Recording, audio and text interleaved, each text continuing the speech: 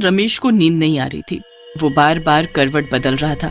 काफी देर हो गई थी और रमेश सो ही नहीं पा रहा था। रमेश उठता है और चप्पल पहनकर बाहर सैर पर निकल जाता है। अक्सर गांव में लोग 5 बजे ही उठ जाते हैं, पर उस दिन 6 बजे भी सब सो रहे होते हैं।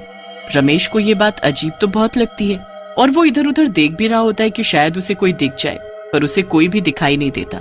दूर दूर तक कोहरा जमा होता है। रमेश उस कोहरे में चला जाता है और कुछ देर बाद उसे एक घूंघट वाली औरत दिखती है। ये इस वक्त दुल्हन, वो भी अकेली? जरा चल कर पूछता हूँ कि क्या चक्कर है। रमेश उस दुल्हन के पास जाता है। उसने लंबा सा घूंघट किया होता है।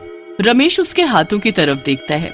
उसके हाथ बेहद ही खूबसूरत होते हैं और चूड़ियों में तो वो और भी ज्यादा खूबसूरत लग रहे होते हैं। रमेश तो उनको देखता ही रह जाता है।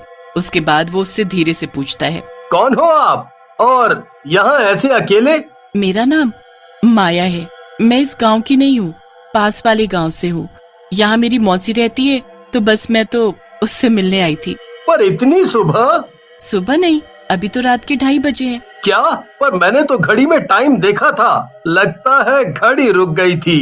तभी मैं सोचूं कि कोई गांव में अभी तक उठा क्यों नहीं। खैर, तुम इतनी रात को अकेली क्यों घूम रही हो? नहीं नहीं, मैं खुद चली जाऊंगी। तुम्हें तकलीफ उठाने की जरूरत नहीं है। अच्छा ठीक है, पर क्या तुम इस घूंघट को उठा नहीं सकती? मतलब ऐसे ही, वो मुझे लगा मैं इतनी देर से तुमसे बात कर रहा हूँ और तुमको देखा भी नहीं। क्या सच में तुम मेरी शक्ल देखना चाहते हो? ठीक है, फिर ये देखो।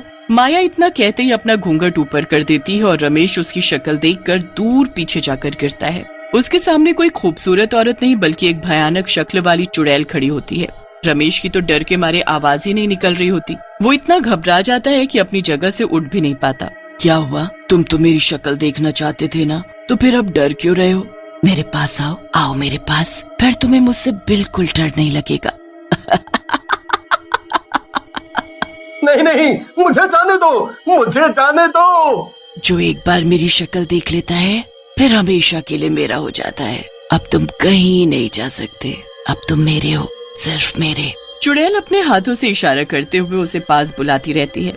रमेश चुड़ैल की तरफ देखता ही रहता है और धीरे धीरे उसका दिमाग उस चुड़ैल के वश में हो जाता है। चुड़ैल बड़ी खुश होती है और जोर जोर से हंसने लगती है। अब आएगा मजा। वो चुड़ैल वापस अपना घूंघट करती है और तुरंत वहाँ से गायब हो जाती है। रमेश को कुछ होश नहीं होता। वो अपने घर जाकर बस सो जाता है। अब अगली सुबह रमेश की माँ उसे उठाती है। उठ बेटा, आज हमें लड़की देखने जाना है। रमेश उठकर नहा धोकर तैयार हो जाता है। उसके बाद वो लड़की के घर जाते हैं। लड़की सबको बड़ी पसंद होती है, पर रमेश उसकी तरफ देख भी नहीं रहा होता। रमेश की माँ उसे कोहनी मार कर लड़की की तरफ देखने का इशारा करती है। अरे लड़की को तो देख, फिर हम तेरा रिश्ता इससे पक्का करें। रमेश का दिमाग अभी भी चुड़ैल के वश में होता है। वो जैसे ही उस लड़की को देखता है उसका गला पकड़ लेता है। सब लोग ये देखकर हैरान हो जाते हैं और उस लड़की को रमेश के हाथों से जैसे तैसे छुड़ाते हैं। ये क्या हरकत की है तूने? मैं सारी लड़कियों को मार डालूंगा, जो भी मेरे सामने आएगी सबको मार डालूंगा। मुझे माया से प्यार है, बस माया से। मुझे माया चाहिए, माया माया माया। ये सब कहते हुए रमेश वहाँ से उठकर चला जाता है। लड़की वाले बहुत गुस्सा होते हैं। रमेश के माता पिता उनसे माफी मांगकर घर वापस आ जाते हैं। घर पर भी रमेश माया की रट लगाए होता है। उसके माँ बाप को समझ ही नहीं आ रहा होता कि आखिर ये माया है कौन। दूसरी तरफ माया घूंघट करके दूसरे शिकार को ढूंढने निकल चुकी होती है। आधी रात में वो घूंघट किए गाँव में घूम रही होती है। फिर उसे बस स्टॉप पर एक लड़का बस से उतरता दिखता है। चुड़ैल उसे देखकर मुस्कुराने लगती है और फिर उसका पीछा करती है। ऐसा क्यों लग रहा है कि कोई तो है मेरे पीछे? मोहित एकदम मुड़ता है तो उसके पीछे वही घूंघट किए चुड़ैल चल रही होती है। मोहित पहले तो घबरा जाता है, पर फिर वो उससे पूछता है कि वो यहाँ क्या कर रही है। चुड़ैल उसे भी एक झूठी कहानी सुनाकर अपनी बातों में फंसा लेती है। मोहित पूरे रास्ते उससे बातें करता जाता है, पर आखिर में वो भी वही गलती कर देता है जो रमेश ने की थी। क्या आप अपना घूंघट ऊपर कर सकती हो? मतलब बस मैं देखना चाहता हूँ कि आखिर जिसकी इतनी मीठी आवाज है उसका चेहरा कितना खूबसूरत होगा। ऐसी बात है तो मैं अभी तुम्हारी ये इच्छा पूरी करती हूँ। मोहित के इतना कहते ही चुड़ैल अपना घूंघट ऊपर करती है और मोहित वहीं जमीन पर गिर जाता है। मोहित अपने आप को उठाकर वहां से भागने लगता है कि चुड़ैल उसे एक हाथ से ऊपर उठा देती है। जो एक बार मेरा घूंघट उठवा देता है वो मेरा हो जाता है। अब तू मेरा है, मेरा। देख मेरी आंखों में, देख। मोहित चुड़ैल की आंखों में देखता है तो उसे कुछ होने लगता है। वो भी चुड़ैल के वश में हो जाता है। चुड़ैल उसे ऐसे ही वापस जमीन में पटक देती है। उसके बाद वो जोर जोर से हंसती है और अपना घूंघट करके चल देती है। मोहित अपने होश में नहीं होता और उठकर सीधा अपने घर की ओर चल देता है। ये सब कुछ दूर खड़ी शीतल देख रही होती है। शीतल मोहित की पड़ोसन होती है जो देर रात किसी जागरण से वापस आ रही होती है। ये सब मैं क्या देख रही हूँ? हमारे गांव में चुड़ैल है, वो भी घूंघट वाली चुड़ैल। मुझे इसके बारे में कल ही गांव वालों को बताना होगा। अगले ही दिन शीतल बहुत बीमार पड़ जाती है और उसे कुछ होश ही नहीं होता। शीतल जितने दिनों में ठीक होती है उतने दिनों में वो चुड़ैल जाने कितने लोगों को अपने काबू में कर चुकी होती है। जिस दिन शीतल को होश आता है वो जल्दी से उठकर बाहर जाती है। सामने का नजारा देख उसके होश उड़ जाते हैं। कुछ लड़के और आदमी औरतों का गला दबा रहे होते हैं। ये सब क्या हो रहा है? मुझे सबको बचाना होगा। अरे बेटी, कहाँ मौत के मुंह में जा रही है? पर ये सब हो क्या रहा है हमारे गांव में? पता नहीं हमारे गांव के मर्दों को क्या हो गया है। वो बस किसी भी औरत को देखते हैं तो गुस्से में आकर उसकी जान लेने पर उतारू हो जाते हैं। यहाँ तक कि मेरे बेटे ने कुछ दिन पहले एक लड़की जिसे हम शादी के लिए देखने गए थे उस पर ही हमला कर दिया। उसके बाद वो मोहित है ना, उसने गाँव की एक लड़की का गला दबा दिया। वो तो अच्छा हुआ उसकी माँ सही वक्त पर आ गई और उसे बचा लिया। बहन बेटी को छोड़ ये मर्द किसी भी औरत को मारने पर उतारू हैं। मुझे पता है ये लोग ऐसा क्यों कर रहे हैं। ये सब वो घूंघट वाली चुड़ैल का काम है। मैंने देखा था उस रात खुद अपनी आंखों से।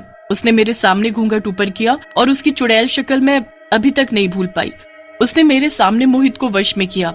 मैं घर आकर किसी को कुछ बता पाती कि मैं खुद ही ऐसी बीमार पड़ी कि मुझे आज होश आया। पर अब हमें उस घूंघट वाली चुड़ैल को पकड़ना होगा और सब कुछ ठीक करना होगा। तो चलो अभी गाँव के पंडित जी के पास। दोनों जल्दी से पंडित जी को उस चुड़ैल के बारे में बताते हैं। क्या उसका इंतजाम करना कोई आसान काम नहीं है। वो चुड़ैल हमेशा की तरह आज रात भी घूंघट में बाहर निकलेगी। बस तुम्हें कैसे भी करके उस औरत के पल्लू का कोना काट कर लाना है। ये तो बहुत मुश्किल काम है।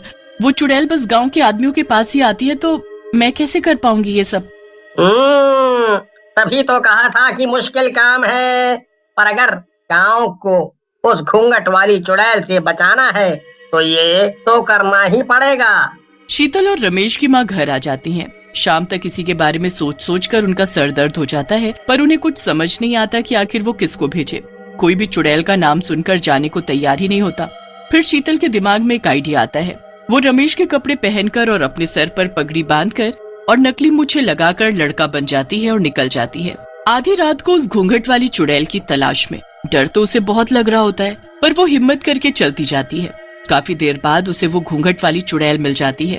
वो शीतल के पास आकर उससे बातें करने लगती है। मेरा नाम हरिया है। मेरे पेट में दर्द हो रहा था तो बस मैं टहलने निकला था। अच्छा, तो मैं कुछ मदद करूं? नहीं नहीं नहीं, अब तो ठीक है। चुड़ैल काफी देर तक शीतल को हरिया समझ उससे बातें करती रहती है।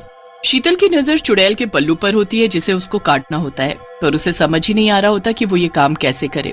तुम पहले ऐसे आदमी हो जिसने अभी तक मेरी शक्ल देखने को नहीं बोला। शक्ल में क्या रखा है? मुझे तुम्हारी शक्ल देखने में कोई दिलचस्पी नहीं है। शीतल बहुत डर जाती है। चुड़ैल उसे अपनी शक्ल दिखा दे उससे पहले वो अपना पैर अड़ाकर उसे गिरा देती है। आह, ये क्या किया तुमने? मुझे गिरा दिया। चुड़ैल का घूंघट उसके चेहरे से हट जाता है, पर उससे पहले शीतल उसका पल्लू का टुकड़ा काट चुकी होती है। शीतल जल्दी से वहां से भागती है। तभी उसकी पगड़ी गिर जाती है और उसके बाल खुल जाते हैं। मतलब तू लड़का नहीं लड़की है? तूने मुझे पागल बनाया। तेरी ये हिम्मत, मैं तुझे जिंदा नहीं छोड़ूंगी। तू मेरा कुछ नहीं बिगाड़ सकती। तेरा पल्लू का ये टुकड़ा मेरे पास है। अब तू मेरी कैद में है हमेशा हमेशा के लिए। नहीं नहीं नहीं, ऐसा नहीं हो सकता। ऐसा ही है। अब तेरा ये गंदा जादू खत्म। शीतल उस टुकड़े को ले जाकर पंडित जी को दे देती है, जिससे वो गांव के सभी आदमियों को ठीक करता है और फिर उस टुकड़े को एक मटके में बंद करके जमीन में गाड़ देता है। उसके बाद वो चुड़ैल कभी किसी को नहीं दिखती।